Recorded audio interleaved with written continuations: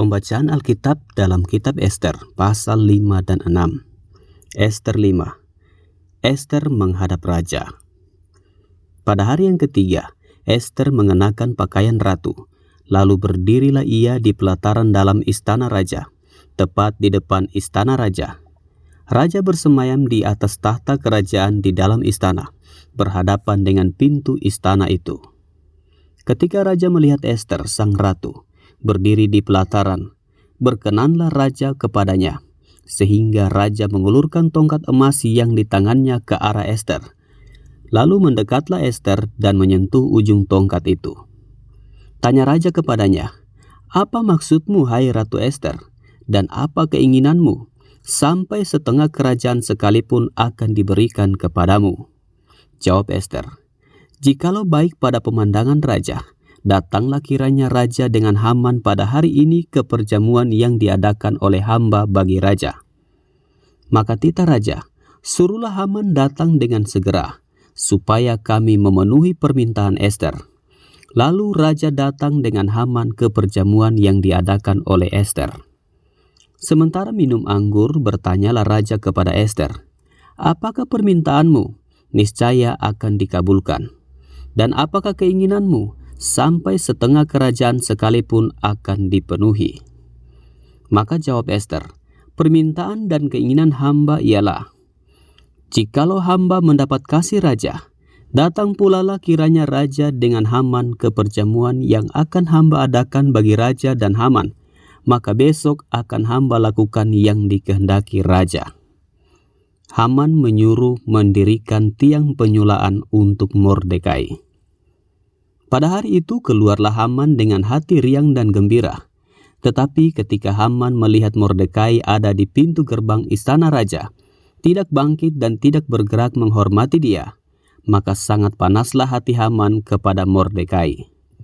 Tetapi Haman menahan hatinya, lalu pulanglah ia ke rumahnya dan menyuruh datang sahabat-sahabatnya dan Zeres istrinya. Maka Haman menceritakan kepada mereka itu besarnya kekayaannya, banyaknya anaknya laki-laki, dan segala kebesaran yang diberikan raja kepadanya, serta kenaikan pangkatnya di atas para pembesar dan pegawai raja.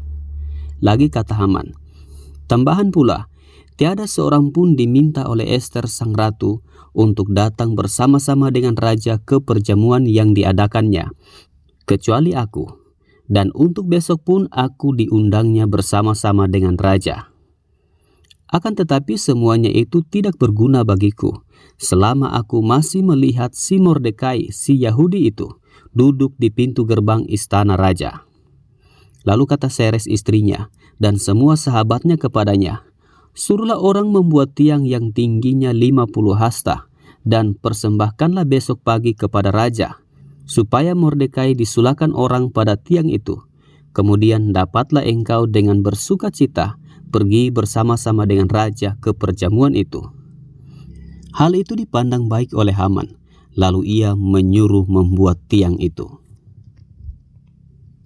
Ester 6. Mordekai dihormati. Pada malam itu juga raja tidak dapat tidur, maka bertitahlah baginda membawa kitab pencatatan sejarah, lalu dibacakan di hadapan raja.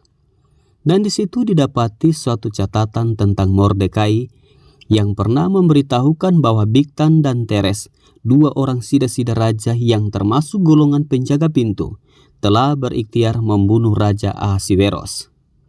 Maka bertanyalah raja, "Kehormatan dan kebesaran apakah yang dianugerahkan kepada Mordekai oleh sebab perkara itu?" Jawab para biduan raja yang bertugas pada baginda, "Kepadanya tidak dianugerahkan suatu apapun." Maka bertanyalah raja, "Siapakah itu yang ada di pelataran?"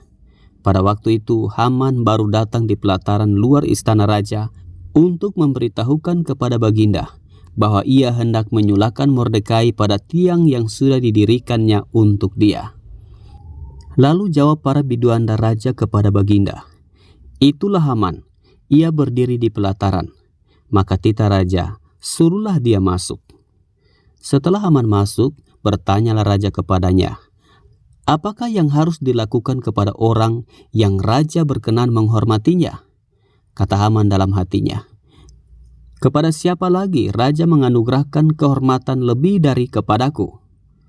Oleh karena itu jawab Haman kepada raja, mengenai orang yang raja berkenan menghormatinya, hendaklah diambil pakaian kerajaan yang biasa dipakai oleh raja sendiri, dan lagi kuda yang biasa dikendarai oleh raja sendiri, dan yang diberi mahkota kerajaan di kepalanya. Dan hendaklah diserahkan pakaian dan kuda itu ke tangan seorang dari antara para pembesar raja, orang-orang bangsawan. Lalu hendaklah pakaian itu dikenakan kepada orang yang raja berkenan menghormatinya. Kemudian hendaklah ia diarak dengan mengendarai kuda itu melalui lapangan kota, sedang orang berseru-seru di depannya. Beginilah dilakukan kepada orang yang raja berkenan menghormatinya. Maka titah raja kepada Haman, segera ambillah pakaian dan kuda itu, seperti yang kau katakan itu, dan lakukanlah demikian kepada Mordekai, orang Yahudi yang duduk di pintu gerbang istana. Sepatah kata pun janganlah kau lalaikan daripada segala yang kau katakan itu. Lalu Haman mengambil pakaian dan kuda itu, dan dikenakannya pakaian itu kepada Mordekai. Kemudian diaraknya Mordekai melalui lapangan kota itu, sedang ia menyerukan di depannya, beginilah dilakukan kepada orang yang raja berkenan menghormatinya. Kemudian kembalilah Mordekai ke pintu gerbang istana raja. Tetapi Haman tergesa-gesa pulang ke rumahnya dengan sedih hatinya dan berselubung kepalanya. Dan Haman menceritakan kepada Zeres istrinya dan kepada semua sahabatnya apa yang dialaminya. Maka kata para orang arif bijaksana dan Zeres istrinya kepadanya, jikalau Mordekai yang di depannya engkau sudah mulai jatuh adalah keturunan Yahudi, maka engkau tidak akan sanggup melawan dia. Malahan engkau akan jatuh benar-benar di depannya. Selagi mereka itu bercakap-cakap dengan dia, datanglah sida-sida raja, lalu mengantarkan Haman dengan segera ke perjamuan yang diadakan oleh Ester.